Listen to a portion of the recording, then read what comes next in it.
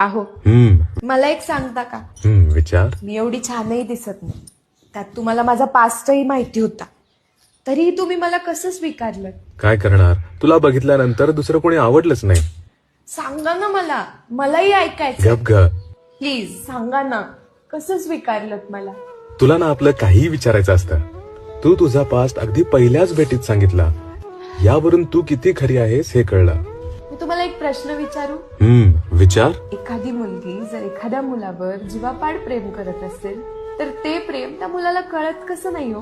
बरं झालं नाही कळालं. प्रेमाच्या बाबतीत मी भाग्यवान निघालो.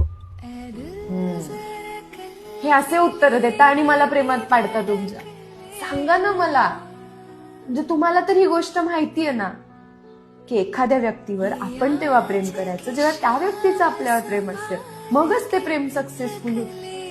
मग माझं कोणा दुसऱ्यावर प्रेम आहे हे माहिती असतं